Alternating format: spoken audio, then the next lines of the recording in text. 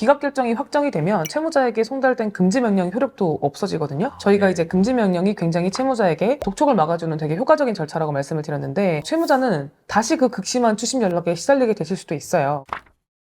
변호사님, 네. 개인회생 절차의 흐름에 대해서 알려주실 때 법원이 요구하는 내용에 따라 준비해야 하는 서류가 달라진다고 하셨던 것 같은데요. 보정 권고라고 하셨는데 정확하게 보정 권고가 뭔가요? 보정이라는 뜻을 그대로 풀이하면 부족한 부분을 보태서 바르게 한다, 뭐 이런 뜻인데, 어차피 이렇게 설명을 드려도 좀 와닿지 않으시죠? 보정이라는 거는 그냥 보완한다, 수정한다, 이렇게만 이제 이해를 하시면 되거든요. 개인회생 실무에 빗대서 보면 접수 때 제출한 서류상 부족한 부분이 있으니 그 부분을 저희가 설명을 하거나 또는 추가로 서류를 제출해서 부족한 부분을 채우라는 권고문이라고 생각하시면 될 것 같습니다. 그러면 그 보정 권고는 판사님이 내리시는 건가요? 그렇진 않습니다. 사실 보정에는 보정 권고가 있고 보정 명령이 있는데, 일반인의 입장에서 그걸 크게 구분할 필요는 없는데요. 뭐 참고로 설명을 드리면, 파산에 파산 관제인이 있는 것처럼 회생에는 회생위원이 있습니다. 회생위원은 먼저 채무자의 신청 서류를 검토를 하고 개시를 해도 되나? 개시를 하면 안 되나? 이거를 이제 판단하시는 분인데, 만약에 문제가 없다면 업무 수행 보고서를 작성하게 되는데, 접수했을 때 제출한 서류만으로는 업무 수행 보고서를 작성하기가 어렵기 때문에 채무자에 대한 재산, 소득, 채무를 좀 더 면밀하게 확인하기 위해서 보정 권고를 내리게 되는 겁니다. 다만 판사님도 채무자에게 궁금한 내용이 있을 수 있잖아요. 네, 그렇죠. 그런 경우에는 채무자에게 보정 권고가 아닌 보정 명령이라는 서류를 이제 보내게 됩니다. 제가 그래서 우리 사무실에서 직접 수행했던 사건들 중에서 보정 권고랑 보정 명령을 좀 구분해서 설명을 드릴 텐데요. 네. 인천지방법원의 보정 권고를 보면 2023년도에 저희가 신청한 사건인데, 채무자는 이 보정 권고를 송달받은 날로부터 14일 이내에 아래 사항을 보정해 주시기 바랍니다. 이제 이렇게 설명을 해 주셨고요. 보정 내용을 한번 볼까요? 별첨 이의 신청 등을 확인한 후 이의가 없는 경우에는 채권자 목록 및 변제 계획안을 수정하여 제출하고, 이에 대하여 이의가 있는 경우에는 그에 관한 의견서를 제출하시기 바랍니다. 이렇게 이제 권고를 내리셨는데, 이 수정해서 제출하라, 이 말이 아까 제가 말씀드렸던 수정 보완, 저희가 사실 보정할 때 맨날 하는 게 이 변제 그 예정액 표를 수정해서 제출하고 수정해서 제출하고 이거 계속 하는 거거든요. 이거는 되게 일상적으로 있는 그런 수정 절차다라고 보시면 되고요. 여기 아래 하단에 보시면 제20 회생위원 성함 이렇게 적혀 있는데요. 이거는 회생위원이 이제 내렸다는 의미에서 보정 권고가 되는 거고, 그럼 보정 명령은 뭐냐? 다른 사례인데 대구지방법원에서 내린 보정 명령을 볼게요. 이것도 23년도에 저희가 신청했던 사건인데, 채무자는 이 명령이 송달된 날로부터 7일 안에 흠결사항을 보정하시기 바랍니다. 이 흠결사항은 이거죠. 채무자에게 송달된 23년 11월 22일자 보정 명령을 조속히 이행하시기 바랍니다. 라고 하셨는데, 마치 이거를 이제 보면 저희 사무실에서 보정 명령을 이행하지 않았구나 라고 생각하실 수 있는데요. 그건 아니고, 채무자가 이제 서류가 조금 준비가 덜 되셔가지고 보정을 이행하지 못했던 이제 그런 케이스인데, 아래 하단에 보시면 이제 판사님 성함이 이렇게 나와 있죠. 보정 기간 내에 보정하지 않으면 보정 명령이나 보정 권고나 둘 다 신청이 기각될 수 있다고는 이제 경고를 하고 계시는데요. 명령이랑 뭐 권고의 차이는 판사님이 여쭤보시는 거냐 아니면 회생위원이 여쭤보시는 거냐의 차이가 있을 수 있다. 이렇게만 이해하시면 될 것 같아요. 7일 안에 보정을 하지 못하게 될 경우에는 아예 그럼 취소가 될 수도 있는 건가요? 기각을 할 수 있죠. 그리고 실제로 개인회생이 기각 사유가 있어요. 채무자 회생법상 대표적인 기각 사유들이 나열되어 있는데, 그중에 가장 기각이 제일 많이 되는 사유가 바로 보정 명령이나 보정 권고를 이행하지 않아서 법원이 더 이상 그럼 이 사건을 판단할 수가 없잖아요. 네. 그래서 사건이 중단되는 경우가 많죠. 네. 잘 알겠습니다. 내용을 정확하게 이해하기는 힘들지만 보여주신 예시로는 이게 특별히 많은 서류가 필요할 것 같지는 않아요. 그렇게 짧게 나오기도 하나요? 제가 방금 보여드린 내용은요, 그 보정 권고랑 보정 명령의 차이를 알려드리기 위해서 보여드리는 거기 때문에, 개시 결정 직전 단계 또는 이미 개시 결정을 받으신 분의 권고와 명령을 제가 소개를 해드린 거고, 개시 전에는요 훨씬 더 긴 내용의 보정 권고를 받게 되실 겁니다. 뭐 장수로 따지자면은 짧게는 4장, 길게는 10장 이상 보내시는 회생위원도 많고요. 이거는 이제 법원에 따라서 좀 까다롭게 보시는 법원은 좀 길게, 채무자 좀 친화적인 법원의 경우에는 좀 짧게 이렇게 내는 경향이 있죠. 네. 근데 10장 이상이라고 하셨는데 도대체 어떤 서류를 요청하시길래 그렇게 많이 나오는 거예요? 10장이 모두 그 필요 서류로만 채워진 건 아니고요. 서류 발급에 관한 방법을 알려주시거나, 서류상 이러이러한 문제가 있다면 청산가치에 반영하라라는 그런 문구를 길게 쓰시기도 합니다. 가장 자주 나오는 보정 권고 내용을 예시로 좀 설명을 드려보면, 네. 최근 1년 내 채무를 어디에 사용했는지 소명을 해라. 그 다음에 보유 계좌 및 카드 내역을 모두 제출해라. 그 그다음에 계좌 거래 내역서 중에서 30만 원 이상이 입금된 내역, 출금된 내역에 관한 모든 내용을 소명을 해라.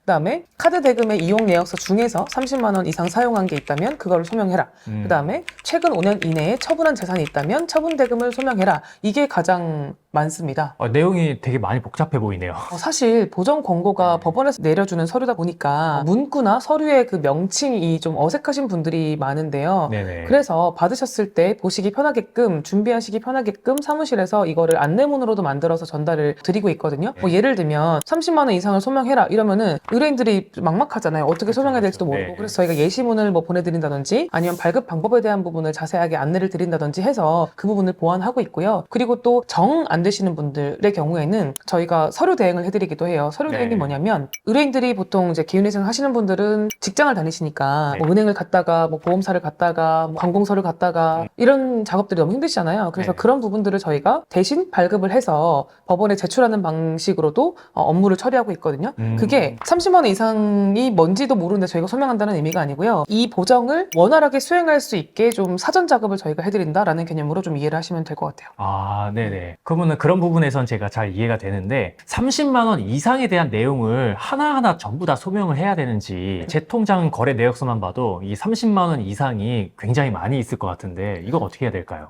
그죠. 그걸 의뢰인들이 많이 힘들어 하시는데요. 네. 그 30만 원 이상의 금액이라는 건 제가 예시로 말씀드렸지만 가장 네네. 많이 나오는 금액이기도 해요.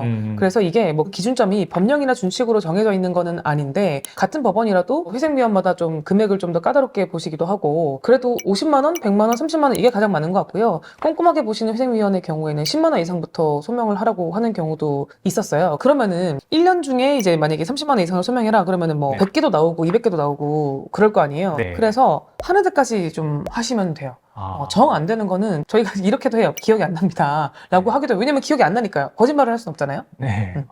그러면 통장을 보고 그걸 하나하나 다 정리를 하는 건가요? 그렇죠. 저희가 의뢰인의 통장을 보고 사용 내역을 바로 알 수 있으면 좋은데 예. 사실 거래 내역상 개인적으로 입금받은 내역이나 출금한 내역은 의뢰인 본인이 보셔도 기억이 안 날 정도로 좀 금액만 가지고는 좀 특징을 잡아내기 어렵잖아요. 그래서 기초적인 틀은 이제 의뢰인이 잡아주시고 견본 파일이나 저희가 작성하는 방법에 대해서는 좀 상세하게 안내를 드리고 있긴 하지만 어쨌든 최대한 기억을 되살려서 이 통장 저 통장에 그 현금 흐름을 다 추적을 해서 아 맞다 내가 여기서 국민은행에서 우리은행으로 30만 원을 이체한 다음에 이거를 내가 친구한테 빌려줬지 뭐 아니면은 이거를 어머님께 뭐 용돈으로 드렸지 이런 것들은 결국 좀 추적을 하다 보면은 또 기억이 나기도 하고 뭐 카카오톡 뒤져보고 뭐 이렇게 하다 보면은 좀 생각날 수 있으니까요. 네. 그런 작업들은 좀 필요하다라는 거를 좀 이해해 주시면 좋겠습니다.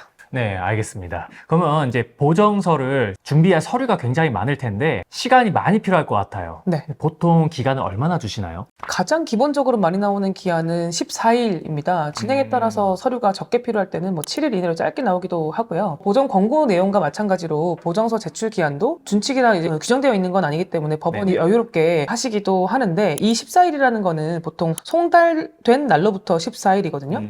그러니까 저희한테 보정이 내려오면 저희가 또 안내를 드리는데 며칠 더 걸리기도 하잖아요. 그래서 이 기한을 뭐 반드시 14일 안에 뭐 안 하면 뭐 큰일 나는 기간으로 이해를 하진 않으셔도 되고요. 대략적으로 한 2주 정도 준비 기간이 있다. 그러면 내가 개인회생 신청을 하고 나서 보정이 나오면 여유롭게 2, 3주 정도는 소명 시간이 있다. 이렇게 기억을 하시는 게 좀 편하실 것 같아요. 그러면 이게 법원마다 기한을 좀 길게 주시는 법원도 있나요? 저희가 특별한 법원으로 광주지방법원을 얘기를 하는데 네. 광주지방법원의 경우에는 보정 권고 내용이 좀 많고 자세하고 좀 1차 보정이 좀 빡센 편이에요. 네네. 그래서 보통은 60일에서 90일까지도 길게 기한을 주시는 편이고요. 인천지방법원은 최근 14일이 아니라 20일로 나오는 경우가 좀 많았어요. 그러면은 14일이라는 기간이 길다면 길고 짧다면 짧은데 또 근무를 하시는 분들은 이게 시간이 너무 짧다고 느끼실 수도 있을 것 같아요. 그럼 더 이걸 시간을 늘릴 수 있는 방법은 없는지? 뭐 가능은 한데요. 네. 저희도 많이 이제 의뢰인들이 보정을 준비하시면서 이제 시간이 부족하면 다 준비하지 못하고 이러시는 분들도 계시기 때문에 뭐 한 달, 두 달 뭐 원하시는 대로 기간 연장을 할 수는 없지만 실무상으로는 뭐 14일 이내 제출하는 권고가 나오면 한두 번 정도는 저희가 미루긴 해요. 뭐 예를 들면 7일, 뭐 14일 또는 뭐 어떤 특정한 이유 때문에 기간이 필요하다고 하면은 그 사유를 얘기하면서 뭐 3주, 4주 더 달라고 할 수도 있는데요. 뭐 대부분은 거의 2주 정도 보시면 되죠.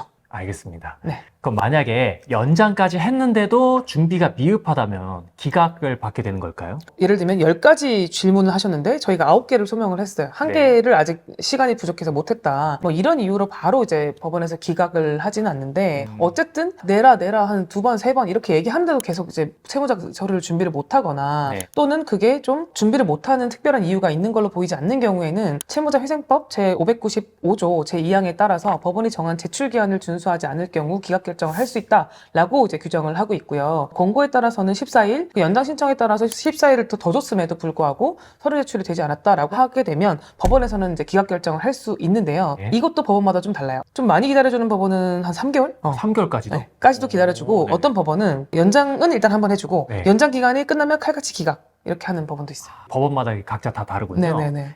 그러면은 만약에 기각 결정이 된다면은 개인 회생 사건을 다시 진행할 수는 없는지 아니면은 그냥 그렇게 끝나버리는 걸까요? 방법이 없는 건 아니고요. 네. 기각 결정을 송달받은 날로부터 일주일 이내로 즉시 항고서를 제출하면 사건이 다시 기각 결정으로 원복된다라고 이제 이해를 하시면 되는데 네. 기각 결정에 대한 취소가 되는 거죠. 그러니까 채무자에게는 일주일의 시간이 더 생긴 것이긴 한데 어쨌든 그 안에라도 보정은 해야 돼요. 네, 네. 왜냐면 보정을 안 해서 기각이 된 거기 때문에 단순히 그냥 즉시 항고서만 제출해서는 안 되고 보정 때 결국 기각을 맞은 그 사유에 대해서는 소명을 해줘야 되는 거죠. 네, 알겠습니다. 네. 그러면 그 안에는 꼭 서류를 다 준비를 해야겠네요. 네네네. 기각 결정이 확정이 되면 채무자에게 송달된 금지 명령 효력도 없어지거든요. 저희가 네. 이제 금지 명령이 굉장히 채무자에게 독촉을 막아주는 되게 효과적인 절차라고 말씀을 드렸는데 채무자는 다시 그 극심한 추심 연락에 시달리게 되실 수도 있어요. 그러니까 가장 좋은 거는 보정 기한 내에 서류를 모두 준비를 해서 제출하는 거고요. 만약에 정말 어쩔 수 없는 사정 때문에 기한 내에 제출하지 못해서 기각 결정을 받게 되셨다면은 적어도 그 이후에 일주일 이내로 모두 준비를 해서 취소 결정을 꼭 받아야 됩니다. 오늘은 개인 회생에 대해서 가장 중요한 보정에 대해서 알아보았는데요. 막상 설명을 듣고 보니까 이게 별로 그렇게 어려운 건 없으시죠? 보정은 법원이 궁금한 걸 물어보는 질문지다 라고 편히 생각해 주시고 차분히 준비하면 어느새 개시라는 결과물을 받을 수 있습니다. 다음 시간에는 개시 결정을 받은 이후에는 남은 절차가 어떤 것들이 있는지 설명을 드려보는 시간을 가지도록 하겠습니다. 채널을 구독하시면 매주 올라가는 개인 회생, 개인 파산의 최신 정보를 확인하실 수 있습니다.